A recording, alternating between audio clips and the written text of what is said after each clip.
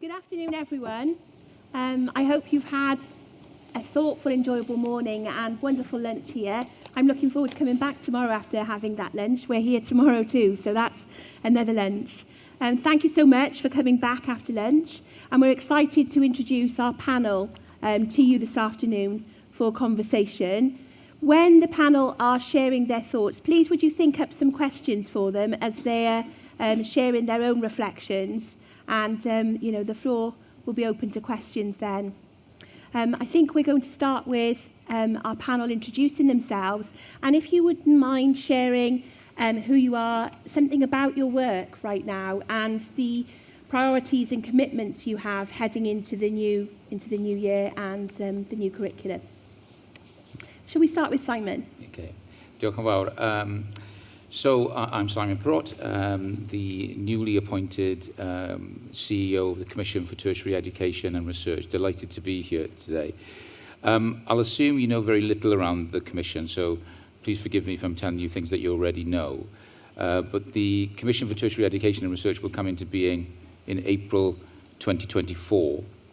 And the legislation is there to bring together, really, all aspects of post-16 education. So the Commission will have oversight and will fund all post-16 education. That will include universities, colleges, school sixth forms, apprenticeships and adult learning providers as well. And also the R of the Commission is research as well. So we'll have some oversight of research in our, predominantly in our universities across Wales. People keep reminding me that it is the second biggest budget outside of health. I think they're trying to frighten me. But there's obviously, you heard from the Minister this morning, there's a huge burden of responsibility, I suppose, in terms of having that oversight. The Higher Education Funding Council for Wales, that at the moment is the regulator for our HE institutions in Wales, will dissolve on the 31st of March. So the staff from HEFCU will be moving into the Commission, as will some members of staff from Welsh Government as well, who have responsibility for some of the post-16 provision as well. And there will be some new appointments as well. One of the things that we've heard a lot this morning around the challenges around funding, and one of the things that I'm saying to all elements and all aspects of the post-16 sector is that there are two tracks, I suppose, for the Commission as far as I'm concerned. One is to try and have a smoother landing as we possibly can in April. It would be wonderful to be launching the Commission next year with a whole shed load of cash, wouldn't it? And saying, here we are, we've got more funding. But as we all know, that isn't going to be the case, and funding is going to be really challenging. We'll be inheriting some of those funding decisions from Welsh Government, and in the future, the money we will get from Welsh Government, there will be more and more responsibility in the Commission to decide, I suppose, how that money is spent. But the other track, so one is around trying to give as much stability as we possibly can in turbulent and challenging funding times. For the second track, I suppose, and it was interesting sitting in on some of the workshops today, is not to miss the opportunity to have some of those ambitious conversations. I think in Wales we have a great opportunity here as well, in that we're a small, agile nation, and when I talk to colleagues that work in other countries across the world, there is a lot of interest in what's happening in Wales. There aren't that many nations that are bringing together all those aspects of post-16 education. I think probably the one that comes to mind is New Zealand, and lots of similarities, I suppose, between Wales and New Zealand in terms of geographical challenges, the cultural work that's happening in New Zealand, and also the size of the population, a little bit bigger than Wales, about 4.5 million, I think. So lots of learning for us. But one of the things that strikes me as well, and maybe one of the things that we were talking about in one of the sessions earlier around leadership, I suppose we have two choices when funding gets hard. One is we can batten down the hatches and become more competitive and aggressive because it's getting challenging. Or we take another approach, which is about reaching out and collaborating more and thinking about how we can work together to solve some of the knotty problems that we have. And we're not alone in this in Wales. We see these problems across the world in terms of some of the challenges. So that's kind of my mantra, I suppose, really, is in terms of thinking about how we can have some of those conversations. And it was interesting over coffee earlier, just starting some of those conversations with individuals talking about their particular regions and what those conversations could look like in the future. So although it's challenging and there's a lot to do between now and April and beyond, I'm really excited actually about the opportunities that we have to give even greater opportunities for the learners that we serve across Wales. We're doing some work actually in Dartpool and in some of the schools that are here today in New Zealand, and it's been really inspiring to have conversations and all the learning that comes with their understanding of bilingualism, the sense of belonging, a very holistic approach to the curriculum. So we're learning a lot in those conversations and exchanges. So I'd love to talk with you more about that. Thank you so much. We'll go on to our next panellist to introduce yourself and your work and your commitments and priorities for next year or the coming year. Thank you very much. Prynawn da, Emyr George dwi i, a dwi yma ar ran Cymwysterau Cymru, prynhawn yma, lle dwi wedi bod ers sawl blwyddyn bellach yn arwen ar yn rhaglen ni o ddiwygio o'r enw Cymwys ar gyfer y dyfodol, a drwy hynny felly wedi bod yn arwen ar ddiwygio cymwysterau ar gyfer dysgwyr 14 i 16 oed. So in terms of our qualifications reform programme, Qualified for the Future, focused on 14 to 16 learning, our priorities for the year ahead, I guess they fall into sort of two separate tracks running to slightly different time frames. We are working very closely with colleagues in Welsh Government and with WJC on the reform and the introduction of a brand new Made for Wales suite of GCSEs, which hopefully many of you will be aware that WJC have just recently closed a mini consultation on the outline with more detail of what those new qualifications will look like. So we're very much focusing on ensuring that together and with others, we are focused on helping schools and centres to prepare for those changes, being clear about what will be available in terms of resources, professional learning, a package of support to help make sure that those qualifications are introduced successfully and in line with very much the curriculum for Wales. And we've talked about some of that in different sessions this morning. So that's the GCSE work. And then in January now, very soon, we'll be announcing our decisions following our consultation earlier this year on the full 14 to 16 qualifications offer. So all those other qualifications that will be available alongside those new GCSEs. And we'll be setting our direction of travel then in our announcements end of January and looking to work once again closely right across the sector on developing the detail of what those new qualifications will need to look like when they are introduced for first teaching from September 2027. So we're very much still on that reform journey, very much still on that collaborative co-construction journey. And it's great to be here on the panel with you, Chantel, because I know we've been working more increasingly closely over recent months, particularly, for example, on looking at how in these new qualifications we really are doing everything we can to embed what's there in the curriculum and that it comes through in the qualifications and the courses of learning that our young people will be experiencing when they get to that point in a few short years. I think it's been remarkable actually to do the Dartpling with yourselves and in collaboration with WJC, and there are some stands here today. So if you haven't had conversations or you don't get a chance to have and share your views in questions today, please go up and have a chat with the teams, because there is some really deep professional learning happening across the board, and it's been a troubling and challenging in a very valuable way journey. Do you mind if I'm a bit cheeky and just say, so personally, in terms of my priorities for the year ahead, they might be a little different to those of Qualifications Wales. So I'll be starting in January on a new chapter, heading up as the first chief exec of a new small body called ADNOV, which will be tasked with securing, coordinating, commissioning and quality assuring educational resources to support the rollout of the new curriculum for Wales. So bilingual, high quality resources. So you'll no doubt still be hearing from me, but in a different capacity. So I just thought I'd take this opportunity. Not everybody's heard of it. It's a new organisation. It exists on paper, but not yet in terms of a staff, called ADNOV. So my focus next year will be on putting a team together for that and looking to make the right connections so that we can get off to the best possible start. Fantastic. We look forward to Dartpling there too. And sure. Helen, if you would mind sharing some reflections of your work and some commitments and priorities as you go forward. We share a history. We're both alumni of Mrs. Betty Campbell. So I was taken by the hand to school by Mrs. Campbell from next door but one as a child. And I've got some lovely photos of her and me recently when I was 7 in a classroom. And she taught me a lot about thinking differently. But Helen's also one of her alumni. She was working with Mrs. Campbell as a student teacher and an early career teacher. But anyway, that's how we've met in previous work. Helen, if you wouldn't mind sharing some thoughts on your commitments and priorities and your work generally. Diolch Chantal. Pnawn da i chi gyd. Helen Morgan Rhys ydw i, cyfarwyddwr Cyngor Abertawe.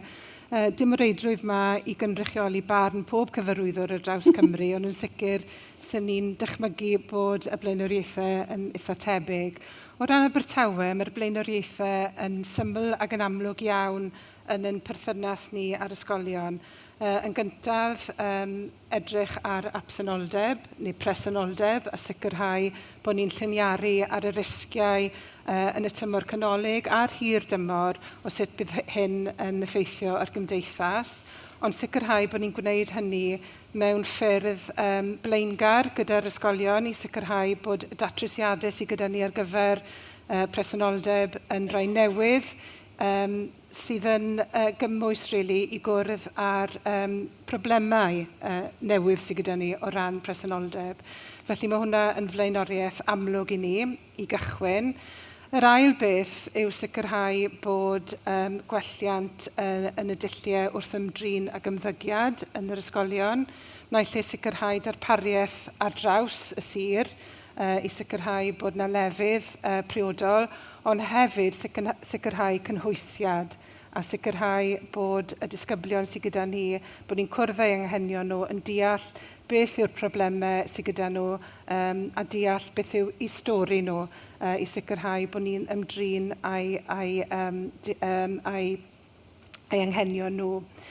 Yn drydydd, byddwn ni'n gweud bod y cwricwlwm yn flaenoriaeth gref i ni yn Abertawe i sicrhau bod ni'n edrych tuag at y dyfodol o ran cyflogwyr a sicrhau bod yna ffocws amlwg ar waith digidol. Mae hwnna yn rhywbeth i ni yn ymyfrydu yn y fen Abertawe. Ond hefyd, fel nes i ddweud am ymddygiad, bod ni'n cynnal strategaeth ar draws yr ysgolion sy'n ymwneud â chynhwysiad. Gwrthiliaeth yn amlwg, ni wedi gwneud tipyn o waith gyda Darpl, ond sicrhau bod yr ysgolion yn cwrdd â anghenion pob disgybl rhagoriaeth. Hefyd gyda'r cwricwlwm sicrhau mewn cyfnod ôl pandemig bod ni'n sicrhau bod ni yn ffocysu ar y pethau pwysig, y pethau mwyaf pwysig. Nath y gweinidog bore yma sôn am lythrennau, rhifedd, mae rhaid i ni gael y pethau craidd yn ei lle i sicrhau bod yna gyricwlwm addas hefyd. Felly mae'r pethau sylfaenol i ni yn bwysig yn Abertawe. Ar ben hynny, mae yna gyfrifoldebau statudol ym mhob awdurdod lleol ac wrth gwrs gyda'r trafodaethau yn ymwneud â chyllid yn ddiweddar, i ni'n sylweddoli bod yna drafodaeth eitha diddorol ynglyn â beth sy'n statudol, beth sy'n ddim, beth sy'n angen i ni wneud, a sut allwn ni addasu ar gyfer y dyfodol. A wrth gwrs, bydde deddfwriaeth efallai yn gyffwrdd newid yn y dyfodol mwyn bod yn gyfoes. Ond hefyd, i ni'n sicrhau yn Abertawe bod ni'n edrych ar y gweithlu, edrych ar anghenion y gweithlu, nid yn unig o ran lles, ond hefyd am sicrhau bod arweinwyr gyda ni yn y dyfodol. Mae cyflenwad o arweinwyr eangfrydig, ffres yn Abertawe yn rhywbeth pwysig iawn i ni. I ni hefyd yn edrych ar y Gymraeg, fel pob awdurdod arall, ar lefel strategol iawn, i sicrhau bod yna ddarpariaeth, nid yn unig o ran lle, ond o ran pobl, a sicrhau bod cyflenwad yn y gweithlu i sicrhau bod dyfodol i'r iaith yn yr ysgolion ac yn bellach. Felly, na'r blaenoriaethau, mwyn mynd i rafel y rai o'r heriau yna, byddwn ni'n sôn yn debyg iawn i Simon, bod yna gyfleoedd amlwg gyda ni i sicrhau bod ffyrdd ffres o ymwneud â datrys y problemau sydd gyda ni. So byddwn ni'n annog pobl i oedi, i byd o palu mlaen gormod, ond i oedi yn dilyn rhywbeth fel pandemig neu crisis economaidd newydd. Mae yna gyfle i ni oedi a meddwl yn wahanol, felly mae hwnna yn rhywbeth byddwn ni yn ceisio ysgogi yn eraill. Hefyd, mae yna gyfle i gydweithio. Dyn ni ddim weithiau yn meddwl am rhannu arferion sy'n ddrwg, ond fi'n credu pan i ni yn straffaglu, mae rhannu gydag eraill yn allweddol, felly ni'n gyfarwydd iawn ar rhannu arfer effeithiol, ond o bosib yna gyfle hefyd i sôn am rhai o'r pethau sy'n yn poeni ni fwy. Felly mae hwnna yn gyfle eiraidd, ond hefyd cyfle i wrando ar ddisgyblion mwy. Fi'n credu bod hwnna yn rhywbeth ar draws y teyrnasau unedig. Mae rhaid i ni i sicrhau bod ni'n gwneud nid yn unig yng Nghymru, ond mae fe yn wir ym mhob cymdeithas bod rhaid i ni wrando mwy yn dilyn y pandemig. Ac yn ola, byddwn ni'n dweud wrth bod adnoddau'n crebachu, mae yna gyfle eiraidd i ni i ystyried beth sy'n fwyaf pwysig a sut i ni'n blaenoriaethu. Felly mae rhaid i ni grebachu rai o'r rolau a'r cyfrifoldebau sydd gyda ni fel mae'r arian yn crebachu. Felly mae'r trafodaethau yma yn mynd rhagddyn nhw yn ystod y flwyddyn a gobeithio erbyn diwedd y flwyddyn ariannol byddwn ni wedi cael rhyw fath o gyllid a balans iddo fe. Thank you so much. It's a privilege in our organisation in Dartpool. We are working with people across Wales in lots of roles, and the regional, getting to see what's happening across regions is really inspiring, and within your team in particular, we've been doing some really deep work. Thank you so much. And then last but not least, our last panellist, over to you. Thank you. Owen Evans, Prif Arolygydd Estyn. I think we're on a journey. We've been changing our ethos for a number of years now, particularly since it's 5 years since Graham Donaldson wrote the Learning Inspectorate. So in changing that ethos, we've focused really on building the trust between Estyn and practitioners, in actually making sure that what we do actually adds value to schools, but also in tweaking that relationship that I think all inspectorates have between assurance and actually helping people improve. And I think we're changing the balance in how we do that, and hopefully people will see that we're doing it. We've built on the engagement visits that we had during the pandemic. I think that did us a power of good. We've got rid of summative judgments. The nominee model, I think, is well established now, and our use of peer inspectors, I think, is hugely valuable to us. But we're never happy. We're always looking at what happens in the future. So I'm out and about. I visit a school every fortnight, at least. And I always have a cup of tea with the head. And what I'm trying to do is really gauge how is the system coping, how are people actually reflecting on what we do. So if I come and see you, it is random, I promise. Big things for the coming years, finish the cycle.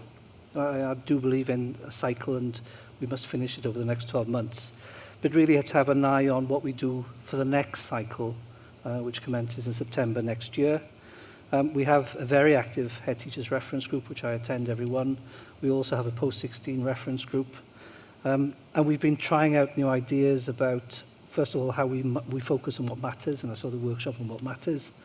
That we actually try and destigmatize and depressure the main inspection, and that we actually come and see you more often. So it's more of a developing relationship.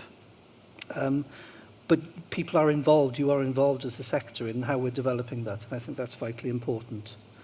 One of the other things I think that we have to do, we can get better on, is about identifying best practice. We're developing a lot of case study material now that we haven't been particularly great about how to get it out to you and make it useful. So it's partly getting that information out to you, partly making it more accessible. And I think, summarizing and putting it into words and language that people can assimilate very quickly and adapt into practice. So I think for me, those are the priorities for the coming year. What's been really interesting is that is seeing from another angle the deep and hurried professional learning and the emphasis on improving and learning in the team as well. It's been really fascinating and fantastic to be part of that. So thank you so much. I think we're going to go to questions now. We have some already prepared and that's been sent in Shall we go to the floor, or do you want to start? I think so, yes. I have some, and somebody mentioned earlier on, I think they must have sent in a question that I hadn't asked it this morning.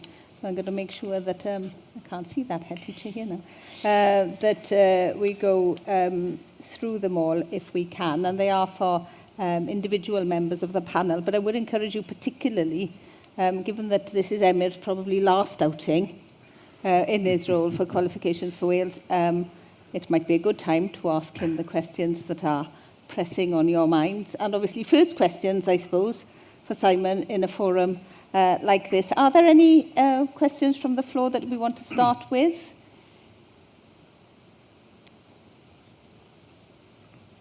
Is that Hugo? And we've got Edward over here as well. I'm going for the hat trick of questions. So it's a really broad one. Actually, this isn't directed towards anyone in particular. I'm interested in your view of how school-led the education system should be. How much of it is leadership from school practitioners? That's a really interesting one. I think I'll take that to the entire panel. But can we have Edwards first, then we can do two at once. So budgets are going to be very tight. We'll probably get them very late. And obviously our post-16 allocation is really important in terms of schools. So I'm just wondering how the new commission will be, will you be up and running and ready? And will we expect any major changes in our post-16 funding for the next financial year?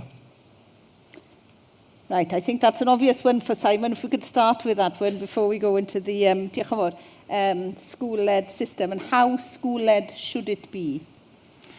Simon? So the Welsh Government budget hasn't sort of been finalised and signed off yet. As far as the Commission is concerned, we'll be inheriting whatever budget decisions are made by Welsh Government for the coming year.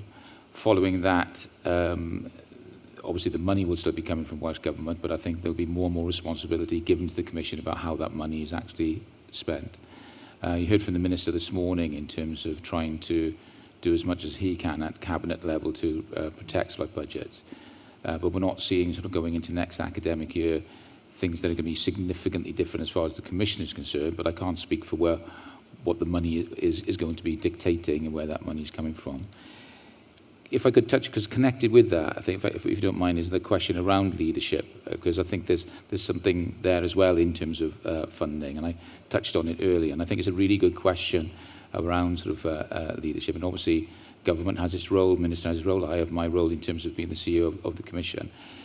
But I think I was once in a room a few years ago with a leader of an institution was saying to a Welsh Government civil servant, you just tell us what to do and we'll do it.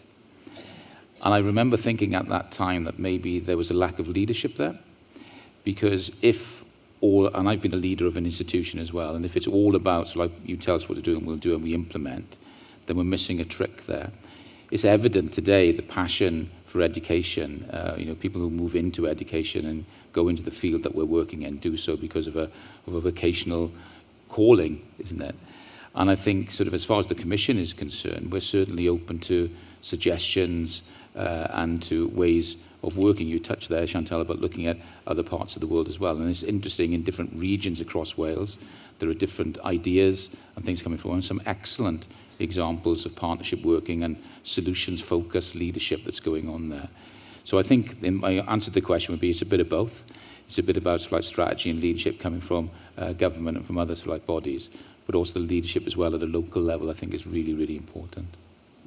Thank you, Simon. And I think you are in the presence of people who feel like you about the undesirability of doing things just because you're told to do them without any further elucidation than that. But I think in terms of the funding, then the answer around the timing is we're not entirely sure. Well, the Welsh Government budget will be, I think that will be issued and decided around December. And we will then, when the Commission is launched, we'll be inheriting those decisions that are actually made by government. Moving into the following year, there will still be decisions made around the budget because it will be Welsh Government that will decide on that budget. But I think there will be more options then for the Commission to decide how is that money spent. Whether it's a hypothecated budget or hypothetical, and to the extent in which it is, we don't know yet. So a bit of watch this space there for Edward.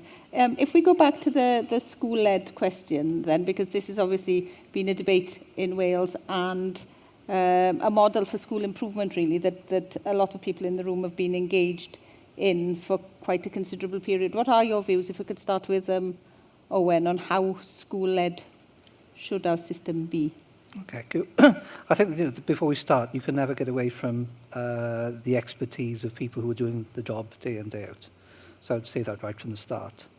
But I think there's a couple of principles that we need to adhere to. The first is that wherever the responsibility and the accountability sits, that's clear, because sometimes I think it isn't.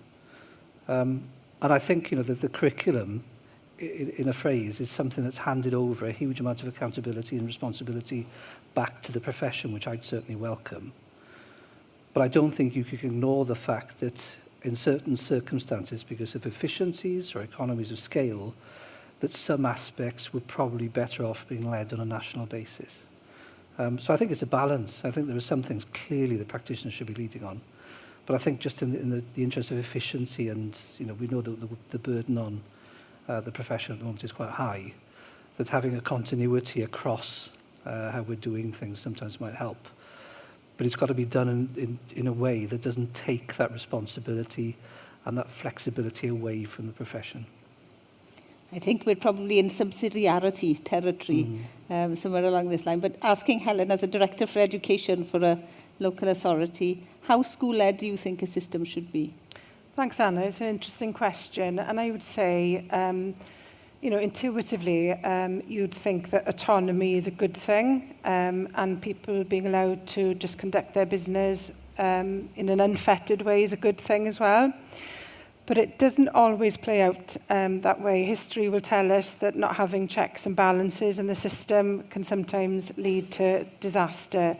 So very much in the same camp as Owen, really, in terms of being this being quite a balanced viewpoint. Take, for example, the role of the local authority. At last count, I had 20 pages of statutory functions that I need to fulfil as a Director of Education. That amounts to about 100 pieces of legislation. Now, I could pass that on to a lot of my schools in Swansea. I don't think they'd thank me for it. There could be a lot less interference if they took on the roles that the local authority has to undertake, and indeed some of the consortia across Wales. But I think, in summary, I would say that there needs to be a respect and recognition and acknowledgement, really, of our respective roles. We've spoken about the middle tier this morning.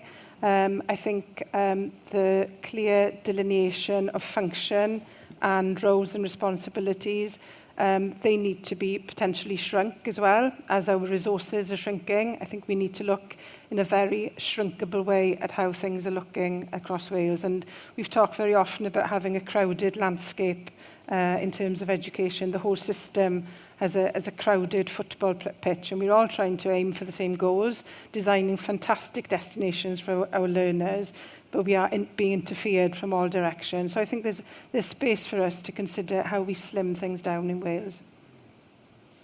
Diolch yn fawr, Helen. Emyr, this might be a question for you in your present guise and in your future guise, potentially. I'll attempt the first one then, first.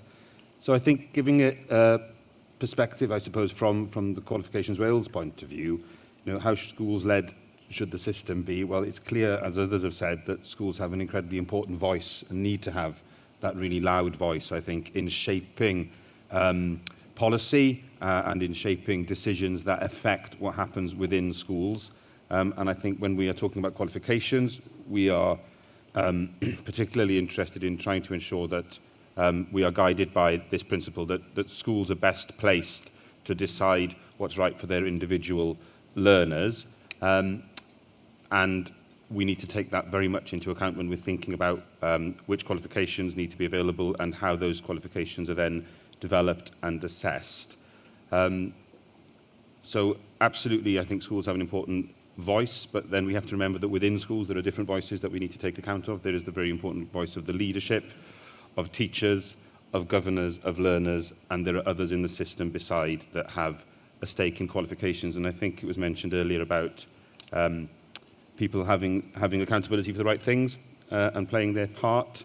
And when we look at qualifications, it's very important that they work on the ground, that they give schools the tools they need to organise their offer to learners that they're deliverable. But it's under the day, it's the learners who take and gain those qualifications, and they need those qualifications to function as a currency for them when they want to move on to the next thing. And we saw that very starkly during the pandemic in terms of the important function that qualifications have, not only in influencing what happens in schools, but also the vital role that they play for learners in terms of helping them to move forward and to progress. And so we also have to balance other voices that have a stake in those qualifications that learners gain in terms of the learners themselves, but also what we call the users of qualifications, those who rely on those qualifications results to tell them something about a prospective learner or an applicant for a job, etc. So it is, I guess my focus is more on it. It's a system. We all have voices and parts, voices to be heard and parts to play in that system. Lovely. Diolch yn fawr. I think it's interesting, isn't it? Because Owen started with the point of needing clarity around how that system works and who's responsible for what. And then we populated it with a lot of different bodies and lots of different requirements. So perhaps the question to return to is what it actually means. One point perhaps to make is that one of the things we want to try and secure is that qualifications have a very clear purpose, and they will have different purposes. But so often when people hear us talk about qualifications, what our experience is that people will tend to think about school accountability and school performance measures. And one of the things that's quite encouraging and hopeful, I think, about this latest reform journey is how often it's been discussed that we need, as far as possible, to find better ways of telling us something about how good our education system and how well our education system is performing, that doesn't place such a high reliance on those qualification outcomes that ultimately are for the learners taking them primarily, and not to get those distortions that can happen, I think, when those results are then used for many other purposes that create all sorts of difficulties across the system. I agree, Elia, because I think that when we think about defining what school-led is, and we think about being in school or a particular school and what that school is, the superpower is the learners and the community and their voices. So I think that we need to use the voice very much within that, striking the balance, as well as all of the other aspects that we consider. Lovely, diolch. I've got two questions here that I would like to ask. People have submitted them, one on the PDG, but to start first with Owen. And it's a lengthy question, but I will read it out because I think it's important to get the context. During a consultation into Eston's inspection arrangements back in 2019, a main message from respondents was the need to prioritise well-being and mental health. Does Eston recognise that when 2/3 of inspections have recommendations linked to the quality of teaching, that this may have a negative impact on the mental health of teachers within these schools, as well as contributing to a recruitment crisis? Would your response be to that it feels for some people maybe a little out of kilter? I think you can't get it, whatever I talk about up here, you can't get away from the fact that an Eston inspection is going to involve stress. I think whatever we say about not preparing and, actually working with us to identify the areas the school needs to improve, as well as the bits that we actually want to shout out about. You're all proud people, you run proud institutions, you run proud teams, so you're going to want you to do your best. So we take it very seriously, and a number of the conversations we've had over the past few years have been looking at how we de-stress the interaction between ourselves and yourselves, both during the inspection itself, but particularly beforehand, to try and get the point across is that, yes, we'll be looking for what you do really well, and we'll be telling people about it, but we're all in this together. Every organisation here is always striving to find out what are the bits that we could actually do better at. And that's the approach that we've taken, for example, in not focusing on individual teachers within an inspection, to one now where we talk about the education that children are getting as a whole, I think is a very positive one. It takes away that spotlight from the individual. The fact that we've introduced the nominee model, there's quite a lot of work before we actually arrive with the school about understanding the particular circumstances of that school, because every school is different. Through to the fact that we're really trying to ramp up the interaction we have with peer inspectors. So when we go in, it's not just us telling, we've got people who are at the coalface week in, week out as part of what we're doing.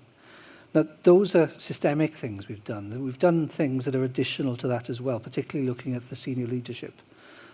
Things like, you know, I've been on countless inspections now, and I go out every fortnight and I have a cup of tea with the head, as I said. And every single day, you know, and if you don't have this, you must tell me, there is always the question, are you okay? And that's to the head, but it's also to the staff of that school. Do we need to know anything about that? And we've had countless episodes where a teacher, because of the stress or whatever, has not felt able, and we've changed the inspection based on that information. So I think we're supportive, and I think that the last gap, really, or the step in this, is that, you know, you guys have got leadership is a lonely place. We realise the burden that this actually places on you. So we have recently actually signed a new protocol with ADU about how we notify local authorities where we think the senior leaders are under suffering and their well-being as it is a cause of concern. So I think we're never perfect, and we're always looking at ways of de-stressing it. But we've done an awful lot, really, in trying to take the personal focus out and to reinforce the fact that we're all looking at the same thing, which is how do we get better? Diolch yn fawr. I'll ask one question of Helen, if I may, and then if there is one final one from the floor, we'd be happy to take that as well. This is from Claire Armistead in Hill High School. I don't know if Claire is here. Taking my glasses off again. Possibly not. PDG, she says, has in the past mitigated for the impact of poverty. As the pandemic disproportionately impacted our most vulnerable learners, how can we address this impact with reducing financial support? And that's all of a piece, I suppose, with the budget comments that we've had regularly throughout the day. What would you say specifically in relation to PDG and the pandemic? That's a really difficult question. Obviously, PDG does not go as far as it does. I mean, it's flatlined in terms of its value, so £1,150. When you aggregate that up, it probably pays for staff in some schools. In some leafy suburb schools, it doesn't really touch the sides with anything. But it's been used historically to prop the budget up in many primary schools and latterly, I would argue, in secondary schools as well. So I think, given the cost of living crisis, the economic crisis, that we have to look differently at using the resources we do have. We can't use the same, albeit shrunk resources to fulfil the same duties or needs or meet the needs of learners. So I think we have to pause, as I said earlier, and reflect about innovative ways of doing things. We just simply can't continue doing the things we used to do post-pandemic. And unfortunately, the resource is not going to grow. So it's a question of how can we do the best with the resources we've got and what will be the biggest yield, really, in terms of meeting the needs of those vulnerable learners. So at a local authority level, obviously, you know, on a bigger scale than a school level, but definitely at a local authority level, we've had to repurpose our resources and reprioritise our resources to meet these new and growing needs, and maybe take our foot off the pedal in some other areas and focus our energy where we see the prevailing wind, so to speak, or the prevailing need. So I think it's a question of reprioritising and being very, very creative with the funding that you've got to meet the current need. Diolch yn fawr, Helen. Is there one final question? Oh, oes. Yn fan hyn, Matthew. Diolch. Diolch, Helen. Yn dilyn be oeddech chdi'n dweud fyna, a dwi'n cytuno fe chi 100%, bod yr haen ganol na yn ofnadwy o lot fawr o bobl yn yr haen ganol. Pa mor radical wyt ti'n meddwl ddylen ni fod fel cenedl i sicrhau bod yna lot mwy o eglurder o'r ein y haen ganol, fod yna eglurder rhwng llywodraeth ac ysgolion a falle lleihau falle y lleisiau sydd ddim ei hangen, os mae dyna beth ydych chi'n ddweud. O ran datrysiad radical, byddwn ni, sy'n ni mewn unrhyw fath o sefyllfa i wneud rhywbeth amdano fe, byddwn ni'n edrych ar y rolau, a'r cyfrifoldebau, a'r deddfwriaethau sy'n bodoli i sicrhau bod popeth yn gyfoes a bod y rolau yn ymwneud ar unfed ganrif yr hugain. Mae rhai o'r cyfrifoldebau, enghraifft mewn ysgolion yn perthyn i ganrif arall, a mae hwnna'n wir ar draws yr heine gwahanol yn addysg. Mae nifer o sefydliadau yn amlwg yn edrych tuag at y dyfodol, ond yn sicr mae yna le i ni edrych gyda parolygydd ffres ar beth sy'n gyfoes a beth sy'n angenrheidiol o fewn y cyllid sydd gyda ni fel cenedl. Diolch yn fawr, Matthew, diolch yn fawr, Helen. A wy'n credu gyda hynna, ac i nodi, mae hwn yw'r math o beth sydd wedi codi yn gyson drwy gydol y diwrnod yw pwysigrwydd cydweithio darganfod datrysiadau creadigol, bod yn radical rhywle rhwng Helen a Matthew, siwr o fod, ond bod rhaid wrth i'r gofynion falle ehangu a'r gallu mewn rhai meysydd i ariannu rhai pethau grebachu, bod y creadigrwydd yna a'r bodlonrwydd i gydweithio yn mynd i fod hyd yn oed yn fwy pwysig na falle mae fe wedi bod yn y gorffennol, ac nad yw bod yn radical yn rhywbeth i'w ofni chwaith. A gyda hynny, fi'n credu we can bring today's proceedings to a close, and to thank you very much for travelling. Some of you, I know, very long distances. I've heard descriptions of long journeys through the dark in the morning, in the dinner queue. Felly diolch yn fawr iawn i chi am eich cyfraniad a'ch cwestiynau, a gobeithio gallwn ni wneud rhywbeth fel hyn eto yn y dyfodol lled agos. Diolch yn fawr o siwrne dda gytre chi. A diolch i'r panelwyr hefyd. Sori panelwyr.